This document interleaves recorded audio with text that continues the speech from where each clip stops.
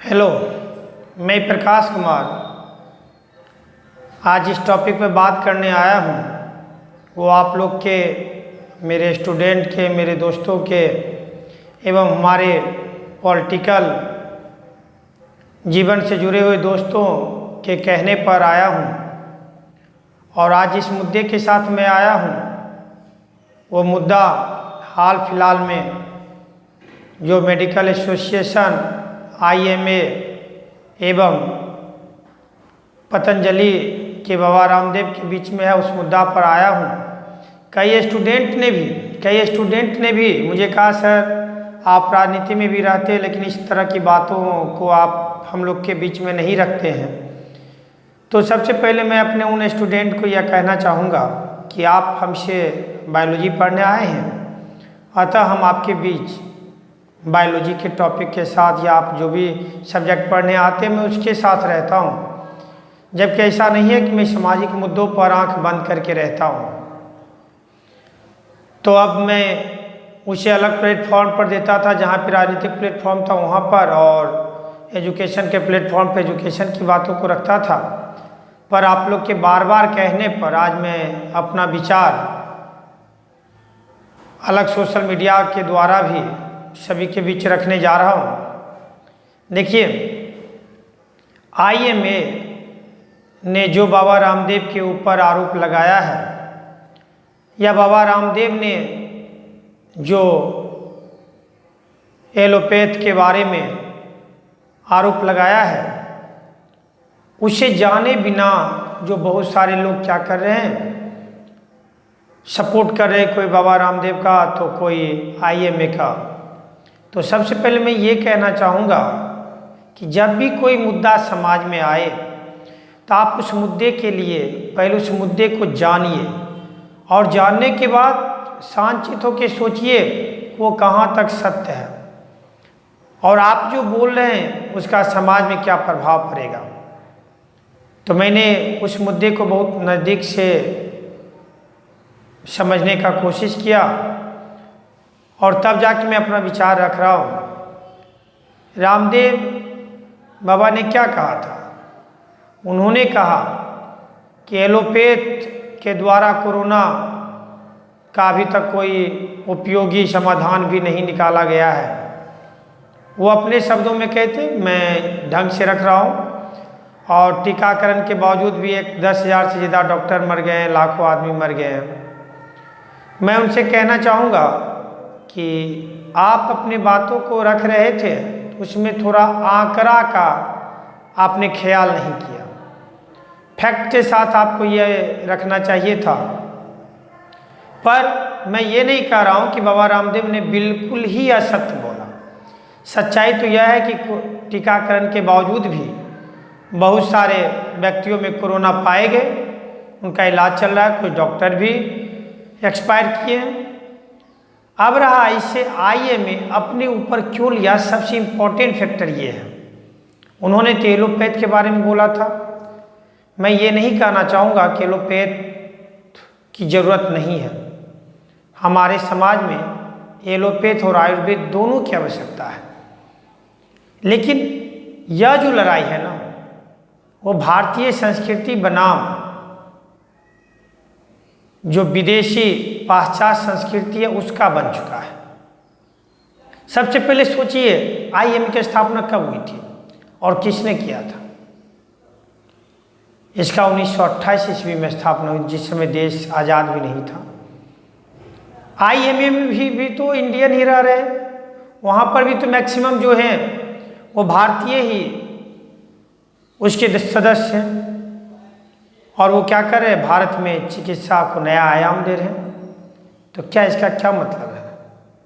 क्या आयुर्वेद गलत हो गया? आप कंपेयर करके देखिए। आप जब मेडिसिन की बात करते हो तो आप कंपेयर कीजिए। आपके एलोपैथ में जो भी दवाइयाँ आते हैं कुछ ना कुछ साइड इफ़ेक्ट होते हैं, आयुर्वेद का कोई खास साइड इफ़ेक्ट नहीं है। बहुत से आयुर्वेद दवाई का कोई साइड इफ़ेक्ट नहीं है, उस मैटर में ये अच्छा है। एलोपैथ आगे कहाँ बढ़ता है? आप क्या करते हैं, विभिन्न प्रकार के जो रासायनिक पदार्थ है उससे क्विक रिलीफ देने का काम करते हैं। दर्द का दवाई आयुर्वेद में भी है, लेकिन वो धीरे धीरे काम करता है। एलोपैथ में भी है, वो शीघ्र काम करता है। इसीलिए आप क्या हुए, एलोपैथ ज़्यादा तेजी से आगे बढ़ा। लेकिन ये बताइए कि बाबा रामदेव ने कहाँ बताया कि IMA में जो डॉक्टर हैं वो गलत इलाज कर रहे हैं? ऐसा तो नहीं बोला। उन्होंने बोला, कंपेयर किया कि एलोपैथ और आयुर्वेद में से आयुर्वेद बेटर है, अच्छा है। हर किसी को अपनी बात रखने का अधिकार है। हर कोई टीचर कहता है हम दूसरे टीचर से अच्छा पढ़ाते हैं, तो इसका क्या मतलब है कि कोई दूसरा टीचर उस पर आके केस कर देगा? हर कोई कहता है कि मेरा प्रोडक्ट बढ़िया है, तो इसका क्या मतलब है कि दूसरा उसी प्रोडक्ट को बनाने वाला दूसरा कंपनी उस पर केस कर देगा? रही बात, कंपटीशन मार्केट में होना ही चाहिए। अब एक बात, आप पर्सनल लाइफ पर आ गए। वो बाबा हैं, वो व्यवसाय करते हैं। अरे जो बाबा है वो मांग के खाएंगे तो आप भिखारी कहोगे, और जब वो व्यवसाय करेंगे तो कहोगे व्यवसाय क्यों करने लगा? उन्होंने व्यवसाय करके क्या बुरा किया? मैंने बाबा रामदेव का एक वीडियो में, मैंने एक साक्षात्कार में, न्यूज़ चैनल के साक्षात्कार में मैंने कहा था कि जो बात उन्होंने बोली अपने बिजनेस के बारे में, धोती पहनने को लेकर जींस पर जो आघात किया था, उसको पहनने से खुजली हो जाती है, और जैसे उन्होंने जींस को लॉन्च किया तो मैंने कहा था कि बाबा आपने तो बोला था इससे खुजली होता, आपको नहीं आना चाहिए। वो बात अलग है, लेकिन ये बताइए कि आप बिजनेस को पर्सनल लाइफ पर क्यों ला रहे हैं? वो बिजनेस कर रहे हैं तो आज लाखों युवाओं को रोजगार मिला हुआ है। दूसरी बात, आप एलोपैथ को आगे बढ़ाने पर लगे हुए, वो आयुर्वेद को आगे बढ़ाने में लगे हुए हैं। अब उपभोक्ता जानेगा ना तो उसको क्या बेटर मिल रहा है। उसे आयुर्वेद बढ़िया लगेगा, आयुर्वेद अपनाएगा, उसे एलोपैथ बढ़िया लगेगा, एलोपैथ अपनाएगा। अब बात करते हैं इस पूरे क्रियाकलाप में जो IMA ने अपना पक्ष जिस तरह से रखा, उसे मैं हिटलर शाही कहूँगा। उसे हिटलर शाही से कम कुछ नहीं कहा जा सकता है। कितना का आप मुकदमा ठोक दोगे, आप लोग बैकफुट पर आ जाएगा। आज देखिए हर घर में दर्द होता है, थक जाता है तो दूध में हल्दी दे के पीता है, वो तो आयुर्वेद है। निकाल सकता है इसे एलोपैथ घर से? आप क्या कर सकते हो? दर्द किया, आप पैरासीटामोल दिए और दर्द में कुछ रिलीफ मिल गया। लेकिन तंदुरुस्त रहने के लिए क्या चाहिए? क्या आपका केवल दवाई खा कर आदमी तंदुरुस्त रह पाएगा? आप सिर्फ आराम दे रहे हैं, और आयुर्वेद के द्वारा जो इलाज हो रहा है उससे हमारी शारीरिक संपुष्टता भी बन रही है, शारीरिक संतुष्टि भी बन रही है। अब बात करते हैं सिस्टम की, आयुर्वेद और एलोपैथ के इलाज के सिस्टम। देखिए आज किसी का पेट गड़बड़ होता है, आयुर्वेद में जाता है तो वो क्या करता है, वहाँ पे डाइजेस्टिव सिस्टम को ठीक करने के लिए आपको अलग अलग प्रकार के पौधों का, जड़ी बूटियों क्या क्या था, चूर्ण दिया जाता है। लोग खाते, ठीक होते, तब ना दोबारा जाते हैं। अब इसी सिस्टम को आ जाइए एलोपैथ में। किसी का पेट खराब होता है तो जाने के साथ ही डॉक्टर क्या करते हैं, 1000 प्रकार का टेस्ट, खर्चा। जहाँ पर उनको पता है कि पेट दर्द क्यों कर रहा है, गैस एसिडिटी के कारण कर रहा है कि वर्म के कारण कर रहा है, जिसके का पता है, फिर भी क्या करते हैं, जानबूझ के 2-4 गो टेस्ट लिखते हैं, ब्लड टेस्ट भी लिखते हैं। सब चीज़ लिखने के बाद उसका आता है और फिर वो दवाई लिखते हैं। और दवाई में रोग का दवाई 1 या 2 होता है, उसके अलावा आप क्या दवाई देते हैं? उस दवाई को चलाते हैं जिससे आपको मोटी कमीशन मिलती है। क्या ये सच्चाई नहीं है?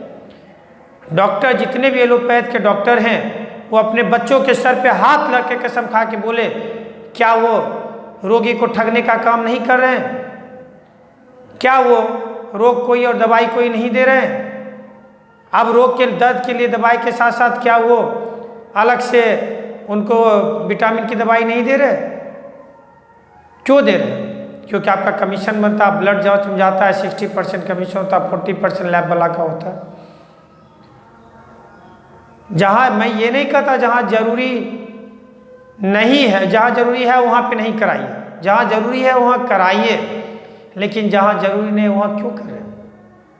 तो ये रोष आप किसी एक व्यक्ति को दबाने का प्रयास कर सकते हैं, लेकिन हर जनमानस के मन में है। आज जिस तरह से एलोपैथ को बढ़ावा दी गई आयुर्वेद को भी बढ़ावा दी जाती तो लोगों को कम बार डॉक्टर के पास जाने के वो मिलता। आज देखिए ना, विदेशी कंपनियां भारत आती है, वो बबूल पेस्ट टूथपेस्ट बेचता है, तो वो क्या करता है, सॉरी कॉलगेट जब बेचा था तो शुरू में क्या कहा था कि इसमें क्या है, नीम मिलाया, उसके बाद नमक के साथ दिया, उसके बाद अलग अलग प्रकार के भारतीय चिकित्सा पद्धतियों की चीज़ के साथ वो क्या कर रहा है, बेच रहा है। वो मान रहे इसको। आज हल्दी का पेटेंट अमेरिका करा रहा है, उस पर कोई सवाल नहीं उठा रहा, लेकिन उसी चीज़ के बारे में कोई व्याख्या भारतीय करे तो हम उस पर जुर्माना ठोकेंगे। ये कहाँ तक सत्य है? आज देखिए, ये IMA वही है ना जो फेयर एंड लवली को सर्टिफाइड करता है, क्या कि ये गोरापन लाता है। यदि फेयर एंड लवली गोरापन लाता तो सभी अफ्रीकी फेयर एंड लवली लगा गोरे हो जाते। हम भी देखिए सांवले हैं, हम भी गोरे हो जाते, हम भी ऐश्वर्या राय की तरह गोरे हो जाते, लेकिन ऐसा होता नहीं होता। आप गलत कर रहे हो लेकिन आपको कोई नहीं कहेगा, क्योंकि आपका एक लॉबी बना लिए, आप आर्थिक शक्ति बन गए। कोई बोलेगा तो आप डॉक्टर साहब जो उसके मेंबर स्ट्राइक कर दोगे, दवाई बंद कर दोगे कि झुककर आपको जवाब नहीं देगा, और कोई सही बातों को रखेगा जिससे कि आपको आर्थिक नुकसान होगा, तो आप क्या करोगे, उस पर मुकदमा ठोकोगे। देखिए, मैं ये नहीं कहता कि सभी डॉक्टर, सभी एलोपैथिक डॉक्टर गलत थे, लेकिन मैं ये जरूर कहता हूँ कि सिस्टम को आप लोगों ने ऐसा बना दिया है जिससे इलाज, अच्छा इलाज गरीब आदमी के हाथ से निकल गया है। आप साधारण सी बात यह समझिए कि किसी को यदि बुखार, सीजनल बुखार आ गया, थकावट के कारण भी बुखार आता है, यदि वो घर में थोड़ा आराम कर लेता है, या गौ घर में भी जो जिसे आप झोला छाप डॉक्टर कहते हैं, वो आते एक दवाई देता है और वो ठीक भी हो जाता है।